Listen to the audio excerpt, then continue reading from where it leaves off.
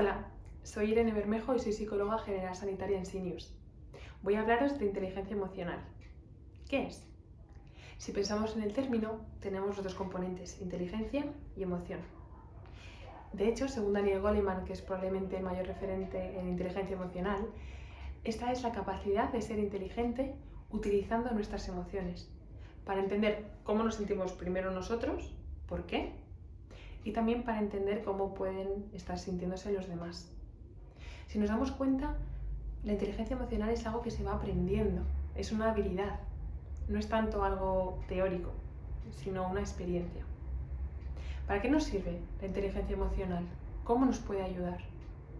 Por ejemplo, para gestionar conflictos, si yo entiendo primero cómo me estoy sintiendo, qué mensaje me está dando esa emoción y dónde me quiere llevar y dónde quiero llegar yo, podré elegir hacia dónde quiero ir. No dejaré que la emoción me paralice o me domine en ese sentido. También puede servir mucho para conseguir metas, objetivos. Si una emoción se pone en medio entre yo y lo que necesito, será más difícil que yo llegue. Si puedo entender esa emoción, escucharla y seguir adelante, me irá mucho mejor. En síntesis, podríamos decir que es la habilidad para utilizar, entender y gestionar nuestras emociones. Sería algo así como entender el origen de las emociones, navegar a través de ellas y poder tomar una decisión sobre cómo queremos responder. La inteligencia emocional tiene 4 pilares fundamentales. El primero es la autoconciencia, es decir, yo tengo que saber qué emoción estoy sintiendo. Primero tendré que estar abierta a ver cómo estoy sintiendo para poder identificar esa emoción. Aquí entra en juego la introspección y para poder tener buena introspección necesito estar atenta, necesito saber qué está pasando.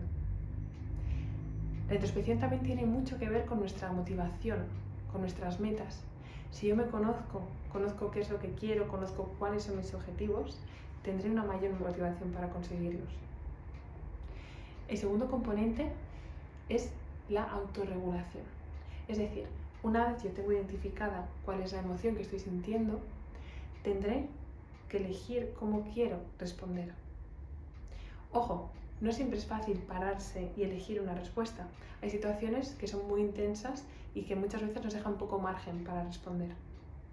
Por eso es importante poder regularnos.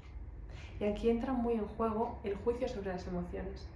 Muchas veces, cuando he identificado una emoción, si yo considero que esa emoción es mala o negativa, es más fácil que yo me resista a ella. De hecho, de esto habla Gonzalo Hervás, que es profesor titular en la Universidad Complutense de Madrid. Habla de los mensajes que nos dan las emociones. Si nos damos cuenta, las emociones llevan con nosotros tanto como somos humanos, porque nos han ayudado a sobrevivir hasta el día de hoy. Tener miedo hace muchos años podría suponer la diferencia entre sobrevivir o no. Si a mí me da miedo ver un león que me puede comer, entonces querré irme corriendo. Ese miedo tiene un sentido, me está ayudando a sobrevivir. A día de hoy, las emociones siguen siendo las mismas, en un mundo bastante más moderno. Lo que tenemos que aprender es a traducirlas, a entender qué nos quieren decir. Por eso resistirnos a ellas no nos viene demasiado bien, es mejor comprender su mensaje. Una vez estamos regulados, vamos a poder ganar el espacio para responder, en lugar de reaccionar. Si algo es muy intenso, si algo me asusta mucho, es muy fácil que yo reaccione, casi como un animal. Imaginaos, cuando algo nos asusta, reaccionamos. Sin embargo, como humanos podemos responder. Algo me puede asustar, de primeras me puede inquietar, pero paro y pienso qué significa eso y evalúo cómo responder. Ahí estoy respondiendo, no reaccionando. El tercer componente es la empatía. La empatía consiste en entender cómo se sienten los demás. Si nos damos cuenta, las personas no lo decimos todo con palabras. También utilizamos gestos, entonación.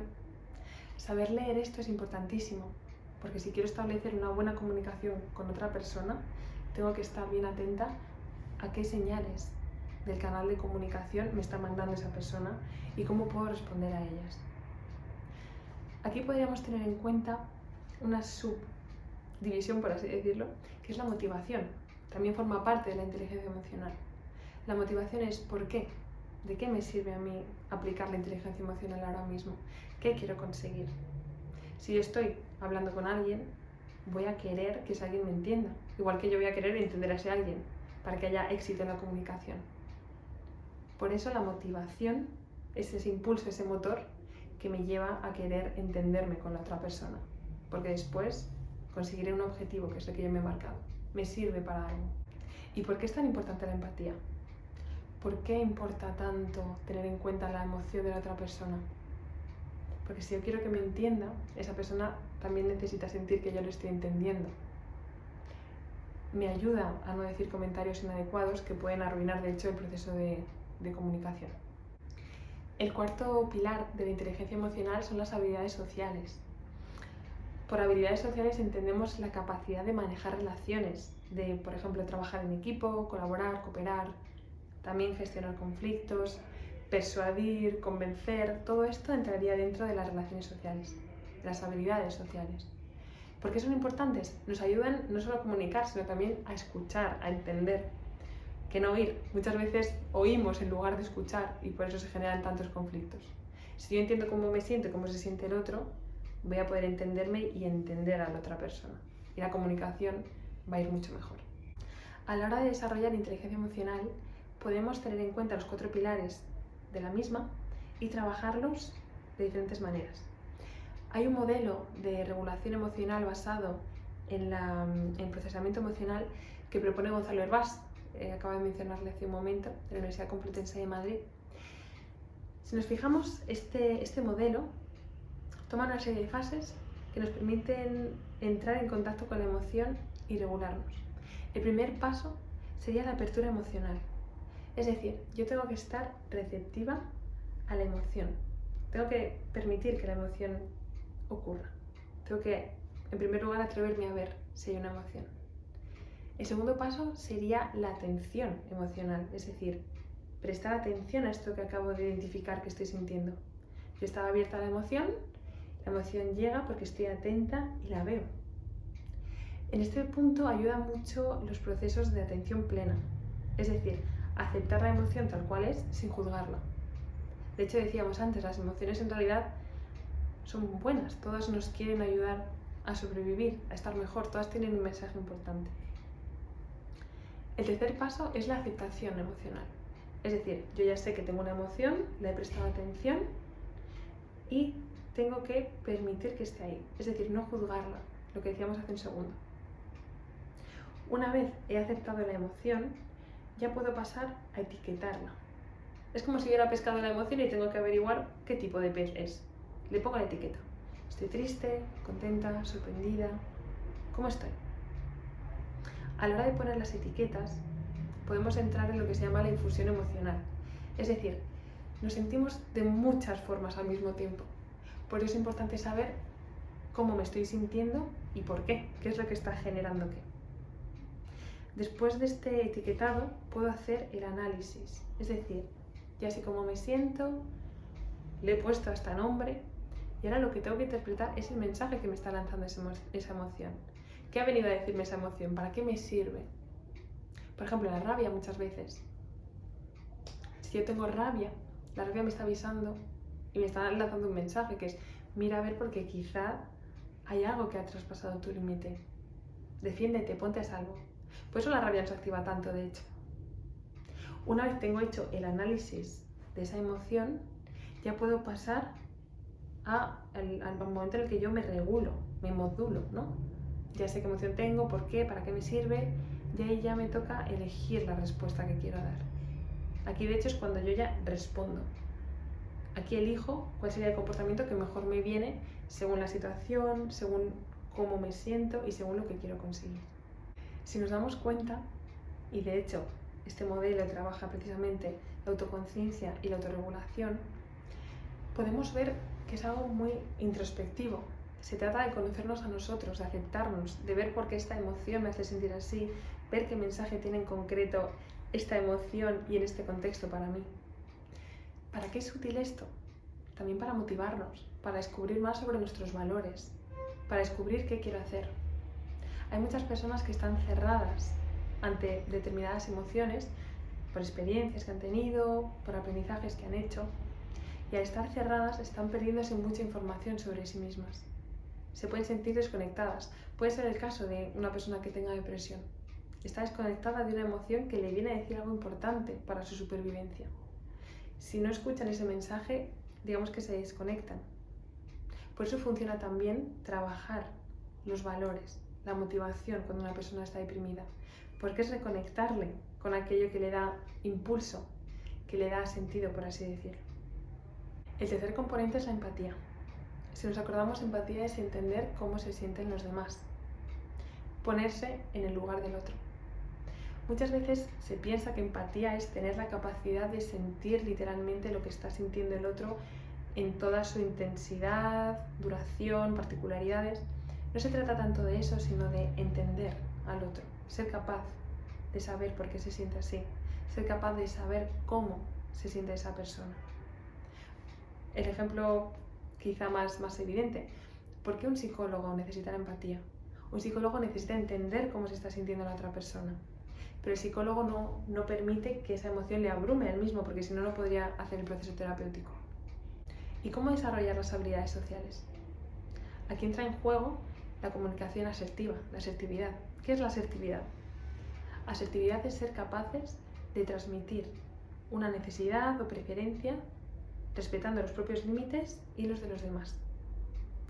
Hay una técnica, que es la técnica del bocadillo o del sándwich, que consiste en validar la emoción de la otra persona, sé cómo te sientes, después expresar mi necesidad, pero yo necesito X, y por último, volver a validar u ofrecer otra alternativa. Imaginaos que un amigo o una amiga me dice ir a tomar una Coca-Cola, pero yo estoy muy ocupada, y ojo, yo a esa amiga o amigo le puedo querer muchísimo, pero ese día no puedo salir, porque tengo cosas que hacer y realmente no puedo. ¿Cómo sería aplicar este bocadillo o este sándwich de la asertividad? Sería en primer lugar validar a mi amigo, ¿no? Gracias por haberme invitado, me importas mucho, sé que yo a ti también, te lo agradezco de corazón, pero, y aquí inserto mi necesidad, pero hoy realmente no puedo, estoy muy ocupada. Y después cerraríamos ese sándwich sugiriendo otro día para vernos o reforzando el hecho de que nos hace mucha ilusión que nos hayan tenido en cuenta, pero que realmente lo sentimos y no podemos. Para desarrollar las habilidades sociales también es muy importante saber escuchar, lo que se considera la escucha activa. Escucha activa no es oír, no es tener de fondo a la otra persona diciéndome algo, sino identificando, entendiendo qué es lo que me está diciendo la otra persona. Esto requiere un grado de atención, de concentración de alguna manera. De hecho, decía hace un momento cómo el saber leer aquellas cosas no verbales en una conversación también es importante. Por eso escuchar no solo el mensaje literal o el mensaje verbal, sino la entonación, el observar los gestos, tiene mucho sentido. ¿Y cómo ayuda la inteligencia emocional en el trabajo, con nuestra familia, pareja, hijos, relaciones? Fijaos, la inteligencia emocional al fin y al cabo es saber leer al otro. Si nos centramos, por ejemplo, en una relación de pareja, puede disminuir el número de conflictos o mejorar la gestión de los mismos. Muchas veces es inevitable chocar, pero es fácil resolverlo si yo consigo entender por qué me siento así, consigo entender cómo la otra persona se está sintiendo y no dejo que eso me haga reaccionar, sino parar y responder. Eso tiene mucho sentido también en el trabajo. En el trabajo también hay conflictos, también hay situaciones de mucha presión, también hay situaciones donde nos sentimos frustrados porque no hemos conseguido algo. Si esa emoción es demasiado fuerte y nos bloquea o nos desvía, ¿no?, de nuestro objetivo, vamos a tardar más en conseguir aquello que queremos. ¿Por qué regularse emocionalmente es importante? Porque al tener la emoción identificada, al saber qué me quiere decir, al saber qué tengo que hacer con ella o qué puedo hacer con ella, digamos que me puede impactar esa emoción. Desde luego lo puede hacer si es muy fuerte o muy desagradable. Pero se trata de aceptar esa emoción, de decir, vale, esto ha ocurrido, esto es así, pero sigo. Casi podríamos decir que la inteligencia emocional es una actitud bien manejada. También nos lleva a ser más positivos. ¿Por qué? Porque si yo manejo la emoción, y primero, me dejo sentirla. Segundo, no la juzgo. Tercero, entiendo qué me quiere decir o para qué me quiere ayudar. Si yo manejo todo eso y me entreno en ello, porque la vida me va a entrenar en ello y aprendo a hacerlo bien, va a llegar un punto donde yo ya seré muy rápida haciéndolo. Donde yo ya voy a poder gestionar eso muy rápidamente. y voy a poder responder rápidamente a las situaciones. No sería lo mismo una persona que, por ejemplo, tuviera que hacer una venta de una casa y la persona que iba a comprar la casa al final declina y no la quiere comprar. ¿Qué pasaría? Un vendedor sin inteligencia emocional reaccionaría. En el peor de los casos, el peor de los escenarios, reaccionaría pegando a la otra persona, casi como un animal, con esa rabia. En un caso de buena gestión emocional, de alta inteligencia emocional, ese vendedor primero se podría sentir frustrado porque la frustración le diría: mira a ver, porque no has cumplido tu objetivo y para ti es importante vender esa casa. Y una vez entendido eso, entonces se puede poner a buscar alternativas. ¿Qué opciones tiene? ¿Qué puede hacer después de eso? La inteligencia emocional nos permite ver más allá de una situación que ha ocurrido. Ahora quiero dejaros algunos consejos para que podáis mejorar vuestra inteligencia emocional. En primer lugar, os presento la rueda de las emociones. Podéis buscarlo en internet, tecleando rueda de las emociones en cualquier buscador, y os aparecerá algo parecido a esto. En el centro encontramos las emociones más primarias, más básicas, y ya conforme nos alejamos del centro encontramos sentimientos más complejos. De una forma muy esquemática y quizá demasiado sencilla, podríamos decir que en el centro se encuentran las emociones más instintivas que compartimos con otros animales, incluso como con los perros, pues como son la sorpresa, el miedo, la tristeza. Y después estas se vuelven un poco más complejas conforme nos alejamos del centro. Digamos que las que se alejan del centro son las emociones principales a las que añadimos una interpretación, un pensamiento, una evaluación sobre lo que está pasando. ¿Qué ejercicio podemos hacer con esto? Cada día podemos escribir un diario emocional en el que identificamos cómo nos hemos sentido en el día, buscamos en la rueda qué emociones describen mejor cómo nos hemos sentido y buscamos cuál es la emoción primaria que me estaba moviendo a sentir eso. Esto ayuda mucho para el proceso de etiquetado de la emoción. A la hora de comprender el mensaje de las emociones, podemos seguir una guía que publicó Gonzalo Hervás, que he mencionado anteriormente, de la Universidad Complutense de Madrid.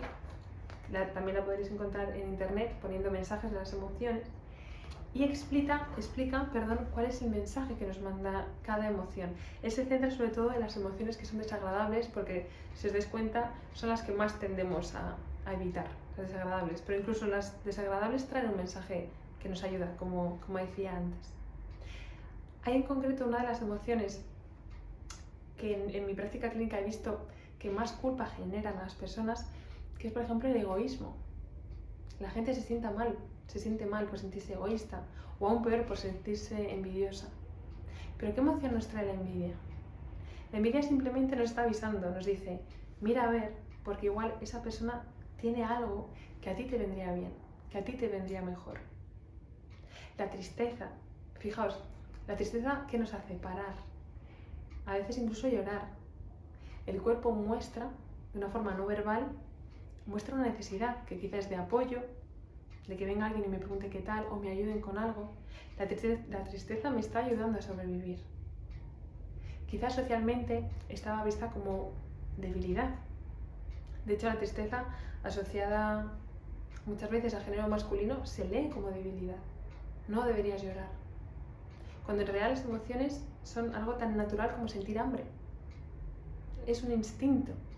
Igual que el hambre nos ayuda a sobrevivir porque hace que queramos alimentarnos, la tristeza nos hace parar y mirar que quizá necesitamos apoyo. Otro consejo que puede ayudar para mejorar la inteligencia emocional es practicar la atención plena. ¿Por qué es importante? Porque si yo soy capaz de manejar dónde pongo la atención, voy a ser más rápida a la hora de hacerlo. Hoy en día estamos bastante mal entrenados a la hora de parar y poner atención en una cosa, porque estamos llenos de estímulos por todas partes, notificaciones. Se trata de parar y mirar.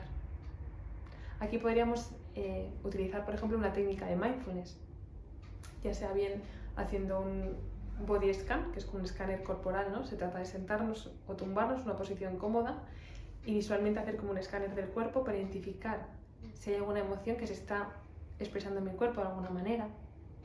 O también realizar lo que se llama actividades conscientes, ¿no? La comida consciente.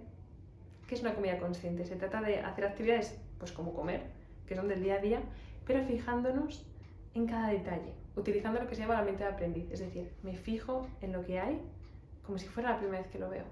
¿Por qué? Porque así entreno a mi mente a centrarse en eso. Es como, esta comparación que se hace mucho, ¿no? La mente, al final, la atención se ejercita igual que un músculo, salvando las distancias, pero se trata de eso, de ejercitar eso. Así fortalecemos las conexiones entre nuestras neuronas cada vez que queremos parar y centrarnos en algo. Así podré parar y centrarme en mi emoción. Otra técnica también bastante útil para la regulación emocional es aprender a ver también las emociones buenas. Muchas veces, digamos que estamos tan alerta de lo malo o lo malo nos invade tanto que se nos olvida ver lo bueno. Por una parte tiene sentido evolutivamente hablando. ¿Por qué me viene bien estar atenta a las emociones desagradables? Porque me mantienen viva. Por ejemplo, el asco me mantiene lejos de cosas que podrían dañarme.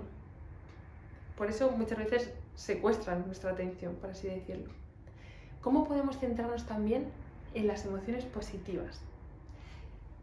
Fijaos, antes decía, escribir un diario emocional, identificando las emociones que sentí en el día, puede ayudar. Y también puede ayudar a hacer un ejercicio de gratitud. Es decir, en este mismo diario, por ejemplo, anotar 3 cosas por las que yo me siento agradecido en el día.